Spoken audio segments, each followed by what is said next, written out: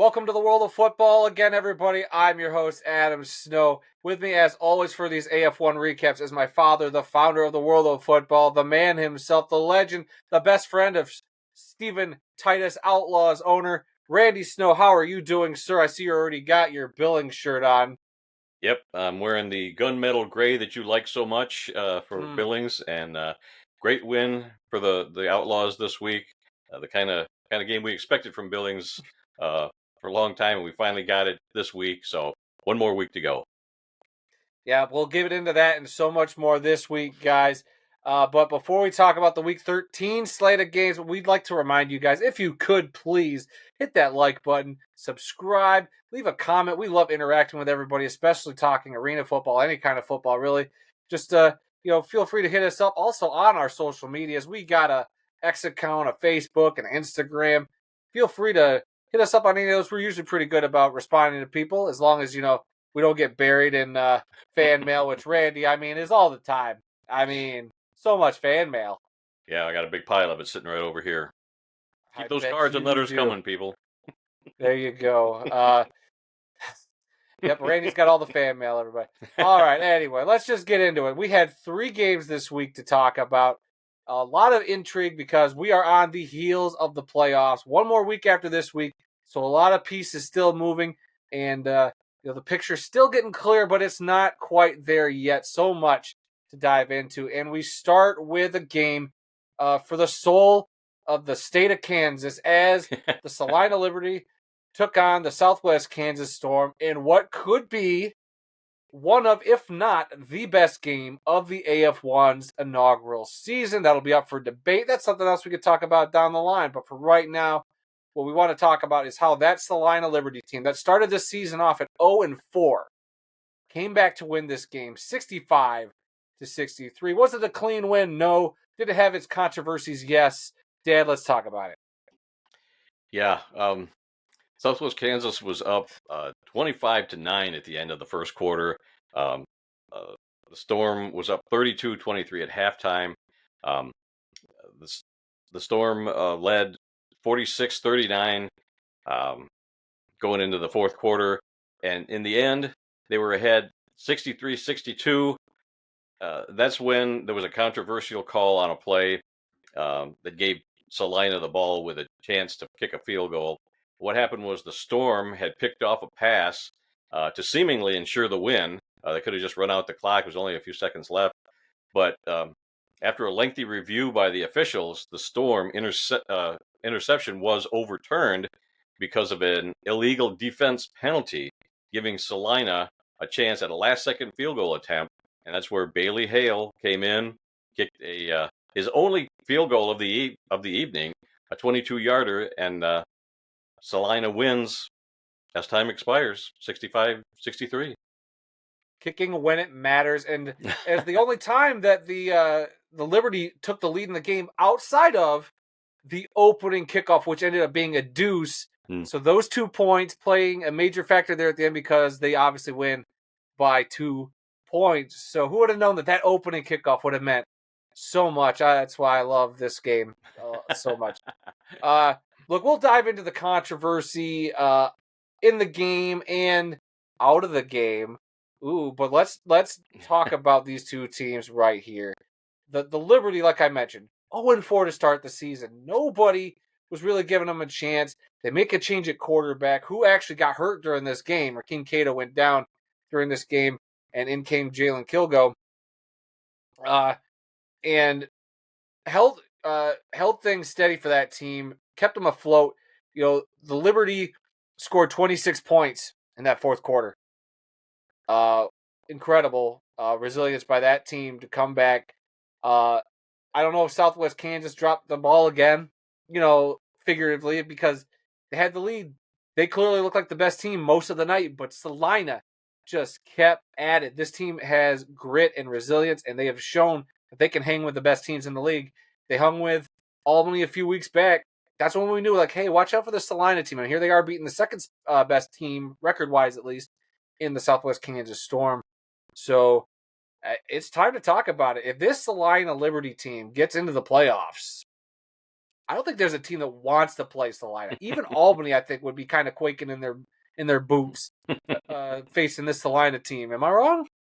Well, there are a couple of teams that are peaking here at the end of the season. What is this you call this? The penultimate week in Yeah. the Good in word the choice. regular Somebody pulled season. the thesaurus out today, didn't they? I'm just repeating what you keep saying all the time. But yeah, Salina's peaking at the right time. There's another team out there that's peaking, I think, at the right time, hopefully. Oh, we'll And get to them. so yeah, it's the rest of the season doesn't matter. All that matters is next week's game. This week's and next week's games to determine who those four teams are going to be in the playoffs, and then it's anybody's ball game from there. But there's still three or four teams that could make the playoffs depending on how the games next week go. So yeah, Salina is one of those teams that appears to be peaking at the right time. So we'll see. Yes, we certainly will. And I mispronounced Javin Kilgo. Sorry, everybody. We're going to make that correction right now. But let's look at some stats real quick. What a quarterback duel we ended up having. Rakeem Cato going down. He only threw 7 passes. He was 3 of 7 for 35 yards and a touchdown during this game before going down with an injury. And then Javin Kilgo, or Javin, I believe it's Javin, 24 of 38, 319 yards. He threw for 7 touchdown passes in this game. Wow. Absolutely incredible performance coming off the bench like that. Good for him. And then on the other side of the ball, you had Jalen Morton, MVP candidate, who went 19 of 32 for the Storm, 316 yards and 4 touchdowns during this game. And he also rushed 6 times for 26 yards and 2 additional touchdowns. So we had a heck of a quarterback duel, in this one. This is what helped make it one of the best games, if not the best. I mean, that's up for debate now. The best game of the year? I don't know how you feel about that. Has this supplanted the Albany Salina game from week 8? I think this ending makes it the best game of the year so far for me, anyway. The controversy, are they going to have the ball? Are they not going to have it? Can they get the ball back and make a field goal? All that was just it was a long build up to the game winning field goal. So a lot of Yeah. drama there in the last couple minutes. I mean, we'll have to do a definitive top 10 games of the year list. This is definitely a top 2 or 3 game with 1 week left to go in the regular season. So I look forward to that debate. But I also want to bring up some outstanding wide receiver performances real quick, if I may, or receiving performances, as Tracy Brooks for the Salina Liberty had 10 catches for 157 yards and 2 touchdowns. And his teammate, Malik Honeycutt, one of my favorite players to watch this year, 11 catches for 132 yards. He had 4 touchdown catches in this game. Absolutely outstanding. But how about Southwest Kansas Storm receiver Charles Hall IV, 11 catches, 221 yards receiving with 3 touchdown catches. So many great performances in this game, and that doesn't even start with some of the defensive guys who are making hits. And I mean, the score wouldn't say that there was defense in this game, but in arena ball, defense, you might get some points scored on you, but defense plays very critical in certain situations. And both these teams had moments where you're like, wow, that defense just was clutch when they needed to be. So outstanding game here on the field with the controversy and everything. Like I said, I watched this game live on Evergreen Now Saturday. It was hard to understand the referees. It wasn't really mic'd up that well for that broadcast. I didn't watch the Vice re-airing, which we are going to get to in a second. But even the announcer, the lone announcer, I want to give him some credit too. We didn't do this on the podcast this week. I wanted to give him credit. He was carrying this broadcast on Evergreen Now all by himself. At times, I would have been overwhelmed. This dude was a consummate professional. I didn't catch his name, but I thought he did an outstanding job. When did you watch it? Did you watch the rebroadcast or did you watch the Evergreen broadcast Saturday? I watched the Evergreen broadcast on Saturday. I think I caught maybe the last half of the game. I'm not sure. Okay. Well, as those of you who know, this game did end up getting flexed to be the Vice game of the week. It was originally supposed to be the next game we're going to talk about, but they flexed this game, which was the right call. But here we go, Randy. I'm coming in hot because here we go. This irritated the crap out of me. All right, because this game was played Saturday night, and it was going to be rebroadcast on Vice. Which, hey, that's cool. I get it. You want to show one of the best games, and it ended up being the best game. So 100% right call. But the fact that they acted like this game did not exist, like this game didn't happen Saturday night, is what bugs me. There were no stats that night, no article about the game on the league's, social media or website. None of their social media is usually like they'll post highlights and great stuff from the game as it Sure. goes along. Yeah. They did none of that Saturday night as this game was happening. It's like they swept it under the rug. Like, guy, we'll talk about it tomorrow, guys. We're sleepy. We're so sleepy. It's Saturday. We'll just do it tomorrow. We're gonna put it off. I watched this game. I know what happened. So to my surprise, as the 3:00 Eastern window, I want to say is when it started on Vice, the rebroadcast. Oh, the league's starting to tweet out, "Wow, guys, did you see this great early touchdown?" I was like, "Yes, I did." The night before, and I know how the game ends. So what are we doing?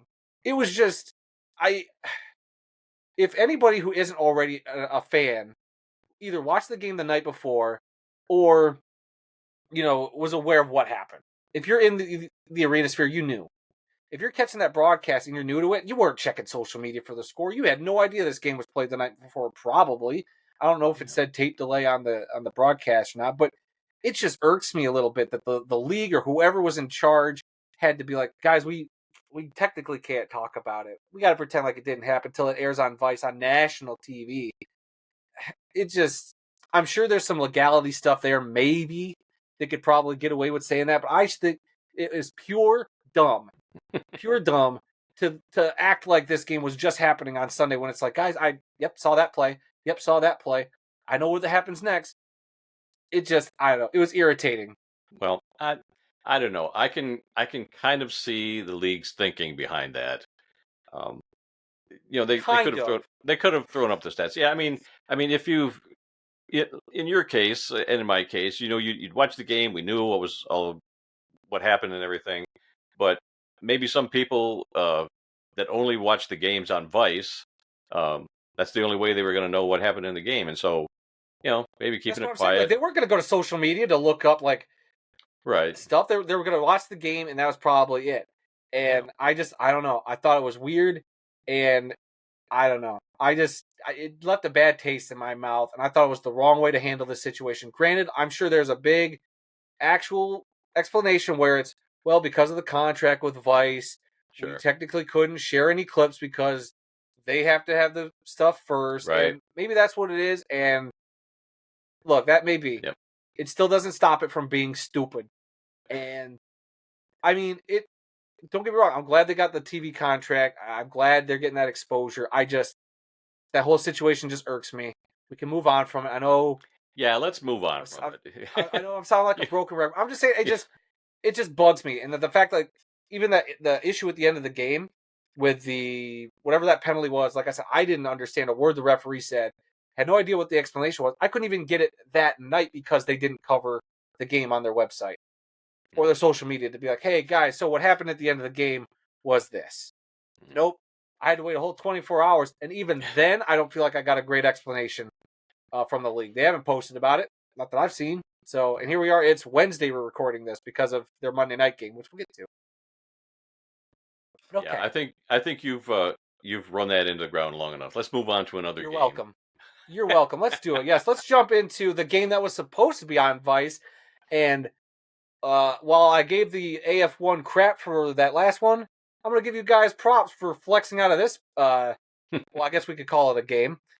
Because boy, was this a snooze fest. Sunday, which saw the uh, the Oregon Lightning take care of the Corpus Christi Tritons.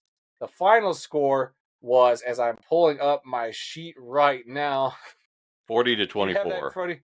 It's Thank 40 you to so 24. much. Yeah. It was on the screen this whole time. My notes are all scrambled here on the page. Look, I don't know how you felt about this game. I'm sure you got a little bit of a recap. Why don't you give that to us first? Yeah, this I didn't think this was too bad of a game. Corpus Christi was actually up 6-0 after the first quarter, and Corpus Christi was up 18-12 at halftime. But then they were outscored by Oregon 28-6 in the second half. They were still in it until the fourth quarter. Then they kind of lost it there, but it wasn't a bad game through three quarters. But this was I, the sixth straight loss for Corpus Christi after starting the season 3-0. Who saw that coming? yeah, yeah. I mean, look, Corpus Christi it was definitely more competent than they had been. They were competent the last couple of weeks. They put up a fight. I just felt watching this game like it was like 20-16. What was it? It was like somewhere around there at one point. And I'm sorry to these announcers trying to sell this game as if it was like the greatest game of all time. I mean, that's what you got to do as an announcer. But the Yeah, fact that they're like, we got a great game here at 20-16 in that's an their arena job. game. That's I their get it, job. but I get it, but I was like, I was about to fall asleep. I, I mean, the second half, granted, better than the first half, but it was a tough watch for me. Uh, I was curious to see how these two teams would play against each other, and going into to next week, I just don't know how either of these teams are going to fare. Yeah, I I hate don't saying know. like I don't like either of their chances. You never know. Oregon's been like Right? this Yeah. all year, Yep. so I don't know what team's ever going to show up. But they had some exciting plays. I'll give them that. Like Dalton Cole, obviously, uh, did some great stuff on the field there, and I thought the quarterback for uh, Corpus Christi there, whose name's escaping me as I keep going through my notes. You need Uh, better notes, son. I do. Hey, my notes are all over the place. Okay, it was a long weekend of football watching in different leagues, and here we go. Yeah. Uh, Yeah, there was a lot. they Fred Payton Jr. Ever since he's taken over, he's looked pretty solid. He was 11 of 28 for 127 yards and 3 touchdowns during this game. Then they had Tyler Judson come in for a few plays as well. And Dalton Cole for the night, 13 of 24, 160 yards and 3 touchdown passes during this game. So he looked pretty solid. It sounded like they had an okay crowd there in Oregon, and hey, they got the W. They kept their playoff hopes alive. Corpus Christi, though, with the loss, gets eliminated from playoff contention after, like you mentioned, they started off 3-0. Then they completely had to shuffle the deck chairs to change that whole team around, and here we are now. Um, but I don't know. Anything else about this game you want to talk about before we move on? No, I just think again, Corpus Christi started out the season 3-0. They had a big turnover in players, and they lost uh, over 100 points to the Albany Firebirds. And they haven't been the same since. They've played well at times, but like I said, six straight losses for Corpus Christi. Um, it just shocks me that's the way their season turned out after such a great start. Right, and they had that game in I'm looking at it right here, week 6 against the Storm. Remember, they lost 40-47. That's when they still had that team. They had that Mhm. great team. They lost on that last second touchdown, and if they would have had that game, we'd be talking. Even with the way that turnaround, the roster flipped over, we Mhm. could be still talking about Corpus Christi still clinging to playoff Yeah, life. yeah. But that loss kind of started the domino effect. The team leaving, then they got the 100-12 beatdown from Albany the next week, and it's all kind of been downhill from there. But I mean, Yeah. like I said, the last few weeks they've shown some fight, and that's all we want. And we'll see what happens with this team next week and going forward, because they got a tough team next week that they gave a run for their money a couple weeks ago. So we'll talk about that in a bit.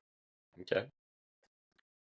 All right, guys, we do have one last game to talk about, but before we do that, we'd like to plug something that we do over here on the channel slash on our podcast feed, and that's our weekly podcast that Dad and I do called This Week in the World of Football. While we're recording this on a Wednesday, we already did that podcast, so we get to tell you what we recorded. Dad, what did we talk about on episode 397? Our top stories for this past podcast was the matchups being set for the UFL and the National Arena League Championship games.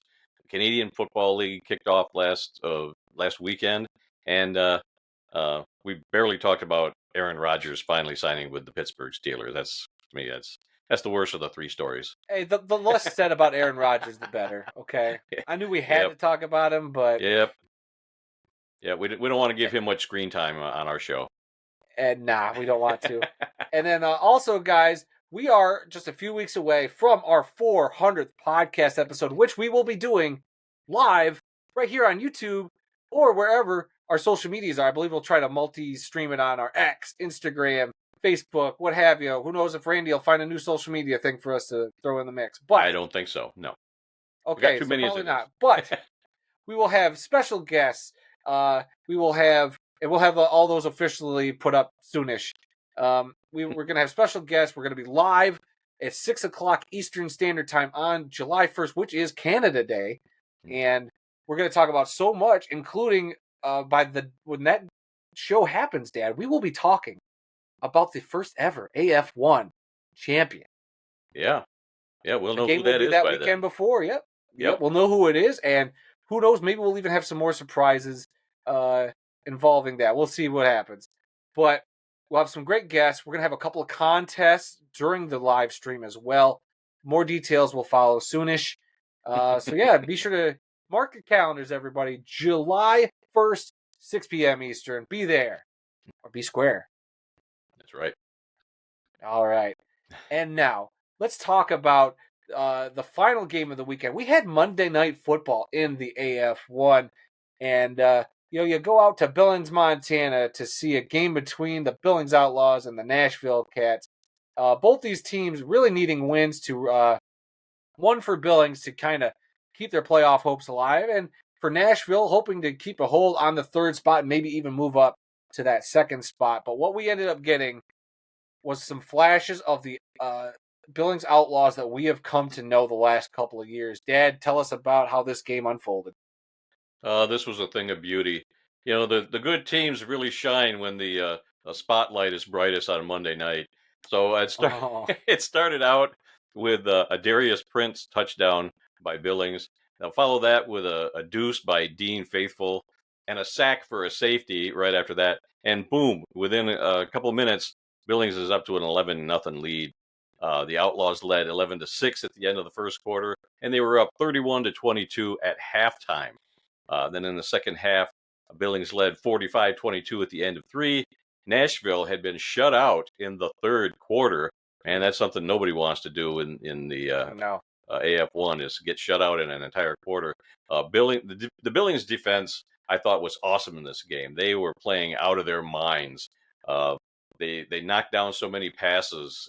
They intercepted a few. They recovered an onside kick. Just so many things that they did great. I kind of thought that the Cats quarterback Kulka was a little out of rhythm in this game. I mean, that's kind of the way it looked to me. He was overthrowing his receivers. I don't know if the timing was off, or maybe he didn't see anything, so he kept throwing the ball away. I'm not sure, but it just seemed like he was not himself that night. And the Outlaws never trailed in this game, and so as a Billings fan, I loved it, and I want to see more of that in the future. Yeah, let's look at some stats real quick. For the Outlaws, Malik Henry was 15 of 26 for 179 yards. He threw 5 touchdown passes to 2 interceptions. Nashville Cats quarterback Tyler Kulka, 22 of 40 for 269 yards, 4 touchdowns, and an interception. So, decent games by both of those guys. But let's see. Then we have receiving. Darius Prince had 9 catches for the Outlaws for 79 yards and 3 touchdown catches, while Kenneth Brewer III had 4 catches for 85 yards and a pair of touchdowns for the Outlaws. And how about Trevante Long for the Cats? 11 catches, 121 yards, and a touchdown catch. Actually, like 4 Cats receivers caught touchdown passes, so Kulka spreading the ball around. But it just wasn't enough at the end of the day to overcome a Billings team that when we knew if they clicked and they could get that defense to make a few stops, they could be a team to reckon with, and they have been when that's happened. It's just been really rare all season to get all that to work together. Getting out to that 11-0 lead to start helped you out a lot. And we've seen how good kickers like a Dean Faithful help your team out. Like you might only get a couple deuces, but we've seen at the end of these games, those 2 points, or you do it a couple times, 2, 4, 6 points, could end up making a difference. So Billings seems like they have all the pieces right in place. You mentioned earlier they're probably the second team that's peaking at the right time. Yes, absolutely. But is it too little too late, or could it be too little too late? We'll find out because I don't know. next week's slate of games are going to be entertaining for sure. Yep. Yeah, and I really enjoyed that game, and this was the Billings team that we expected to see the last few weeks. I think it took a while for Malik Henry to gel with the team. Um, I was hoping he could have done that before now, but yeah, that team that you saw on Monday night is what we expected, and we've got it now. So the sky's the limit for Billings. Yeah, well, we better hope that this is the team that shows up Yeah, because that's the team that needs to show up. That would compete with your Albany, your Southwest Kansas, your Salina, and we've already seen what they did to Nashville. So yeah, right yeah. now, my But concern is with Nashville. Nashville faltering last week while they still got the win against Corpus Christi. Just I don't know. They've taken a step down, and now that they've lost to Billings, I'm a little worried about the Cats. yeah, Not gonna lie. I think Kolka's still great. I like Kolka. They got a lot of great weapons. It's just I don't know. They have probably should have won bigger against Corpus Christi last week. And here, I don't know. I felt like they could have gotten this win too, but I don't know. We'll see. They got one more game left. yeah. The I can't stress how important the Billings defense was in this game. I credit them with this win. Sure, the quarterback and the offense was clicking, but that defense was really keeping Nashville down and keeping the lead in Billings' hands. And you play different when you've got the lead. When you're playing from behind, you're playing a lot more desperate. And these guys were out there having fun because they had the lead and they had the lead all game long. So I think getting off to that fast start helped, and that defense playing so strong was a big factor in that win. Oh, for sure. And holding a team scoreless in even a single quarter in Yeah, arena ball, we have repeatedly go back to all our shows. That is death. yeah, Anytime you have a bagel in any of your quarters, you're done. yep, yep. Or for the most part, I don't know if it's happened. If anybody's had a 0 in a quarter and still won the game, it'd be fun to go look up that Probably information. not very often. But if it's only happened once, if that. And I don't even think that's the case. But if you go scoreless in a quarter, that is bad for the team that happens to. Great sign for that defense for the other team. So kudos to the Billings Outlaws staying alive and making the upcoming slate of games that much more interesting. But first, we're going to look at the standings because things are starting to look very interesting as we are on the precipice of the playoffs, Randy. The locked in number one seed Albany Firebirds still at 9-0. They've had 2 weeks of byes. They got a game coming up this week. And the second seed, the Southwest Kansas Storm at 7-4. And now here's where everything's kind of getting murky. We'll see how things get shaken Yeah, up. The Cats at 5-4 in that 3 spot for now. And then in the 4 spot, the Salina Liberty at 5-5. Now in the 5th spot, you got the 5-6 Billings Outlaws. At 6th, the 5-7 Oregon Lightning. And then eliminated from the playoffs, your 7th spot, Corpus Christi Tritons at 3-6. And in 8th, the Washington Wolfpack at 2-9. So that is it for the standings. Dad, any notes on that before we just talk about next week's games? no, you didn't mention that Washington and Albany were on a bye last week, and they're going to play Well, I next did week. say Albany was. I did not mention that Okay, Washington didn't play. okay, But all right, that's it. thank you. Okay. Now we will look at next week's games because we have a full weekend of games. All 8 teams are in action. Starting with Saturday night, the Corpus Christi Tritons will travel to Nashville to take on the Cats. This should be an interesting game. I expect Corpus Christi to give Nashville a run for their money, but I expect Nashville to pull out the win in this one. I I don't know how you agree. feel about that. I You Yeah, agree? All right. I agree. Yeah, it should be a good game. Corpus Christi, like you said, should give them a run for their money, but I think in the end, Nashville at home is going to win that game. Yeah. All right, and then on Saturday night, we see the Washington Wolfpack traveling to Albany to play the Firebirds. The Firebirds in this one really don't have much to play for. It's No, just other than going undefeated, which is nice. right? Or are they motivated to try and outperform the highest point total ever in AF1 history against a Washington Wolfpack team that only scored 4 points in their last outing, Dad? Well, they might decide to play some backups in this game to give them some time getting ready. Use this as a tune-up game for the playoffs. Who knows? Yeah, who knows? But so then my real question for you is: so I assume we're both taking Albany, correct? Yeah, Okay. Regardless if they put in their backups. But now, here's the real question. The one I want you to hold Randy and me to in the comment section, everybody. Dad, over under the Washington Wolfpack score 4 points. Over or under? Um, you mean Washington gets has to win by 4 points? Do they score more than 4, or are they going to score less than 4 this week? Because their score totals have been going down the last several times they played. I don't know. You kind of froze up there for a second. I didn't hear your answer. Oh, you didn't hear me? Oh well, No. I see you just fine. The over under, setting it at 4. Do the Wolfpack score more than 4 or less than 4 points? For total points, Total points. yeah, they'll score more than 4 points. You think so? Oh, I'm taking the under all day long. They might get a field goal. We'll see. I'm going to take the under. The score's been going down. I don't know. The last few games. So here's their point total. This is their last. See how many games is this? 5, 6 games. They scored 9 against the Lightning, 10 against Billings, 20 against Oregon, 7 against Southwest Kansas, and 4 against Salina. Yeah, they'll score at least one touchdown. You think they'll score at least one? Oh boy, I think this Albany team wants to put a final stamp on the year. Oh boy, I think maybe they hold them to a field goal. I think if they score more than 4 points, that deserves celebration this week, especially against the Firebirds. But okay, the next game, the capper on Saturday night, we'll see the Billings Outlaws traveling back to Oregon.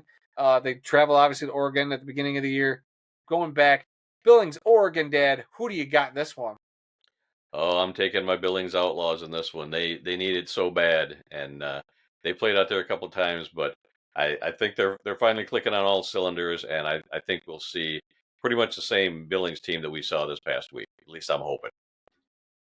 Yeah, we'll see. You know, the first time they played the Lightning was their first game of the season. They beat the Lightning 78-36.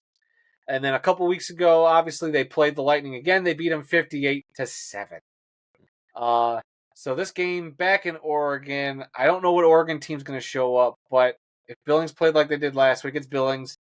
I'd love to see Oregon make a game of it, but the last time I thought they were going to make a game of it, they didn't. Yeah. So maybe if I say, I don't think they're going to make a game of it, it goes in the opposite direction, and they'll make it a game and make it interesting going into the playoffs. Yeah. Yeah, who knows? And yeah, who knows? And then finally, the game of the week again. Back-to-back weeks because they played a home and home. Now the Southwest Kansas Storm are going into Salina looking for revenge after last week's game. This is your Vice game of the week. Live on Vice this time. No silly delayed broadcast here. But who do you got in this one? Boy, I don't know. This is going to be a really good game. After last week's last-second field goal win, yeah, I don't know. I might give a slight edge to Salina being at home, but Southwest Kansas, they play well wherever they're at. So man, this is a toss-up to me. I really don't know who's going to win this game. You got to pick one. Come on. I'm going to go with Southwest Kansas. Ooh, I'm taking Salina, baby. Taking Salina. And I didn't do that because you picked Southwest Kansas. I was going with Salina. It might not be the prettiest win. That is what they are good at. They are good at winning unpretty games. But they got a grit in Southwest Kansas. If Southwest Kansas can mitigate, any bad plays, if they can just keep a lead and not give Salina a chance to get back in this game, they could probably take it. They could take it. Yeah. Southwest Kansas is a great team, but this is just such a good matchup regardless. Regardless who wins the game, Dad, you know who really wins? We do. Yeah, dang it, you stole it. Yes, we do. We win. The fans win because this should be a great game. Yeah. I'm hoping for another top 2 or 3 game of the season in this one. And this one being in Salina should be a heck of a game. Looking forward to this being the last game of the regular season. I don't know. Southwest Kansas doesn't have really anything to play for. I think they're locked in for the number 2 seed. So are they now? They don't have much to play for, I think, but I just think the revenge factor after last week is gonna put an extra emphasis on this game. So yeah, it's gonna be a good game. I think so too. But wouldn't it be something if if Salina wins and the way that everything else kind of shakes out, if it's Salina versus Southwest Kansas again in In the the playoffs, playoffs. like, Oh man. oh boy, wouldn't that be something? Yeah. Well, we'll But see. we'll see. It'll be pure chaos, and I am here for it. You love Uh, chaos. I love it and my football so much. As long as it's not my Lions, as long Right. as it's not the Detroit Lions, anything else, give me the chaos. I love it. Or the All Billings right, that is Outlaws. it for this. Yeah, well, that's it for this week's games, guys. We appreciate you checking us out. All that. Next week, we should have our regular show up, but we will have some bonus stuff next week. We got a couple of Arena Football 1 individuals that we're going to be talking to. We're still working out the scheduling, but we'll have a couple extra Arena Football 1 videos next week we're very excited about, and be on the lookout for those. Dad, anything else before we wrap up this week's show? No, looking forward to the games next week. It should be a real fight to the finish for some of these teams. It really should. It should be fantastic. 3 of the 4 games have serious playoff implications, and one could be scoreboard watch, if we're all being honest with ourselves. Like, can the Firebirds hang more than 100 points? I I don't think so. You don't think they will? No. I wouldn't put it past them. I honestly don't think they will do the 100 points, but it wouldn't shock me if they tried. Yeah. I don't know. Well, we'll see.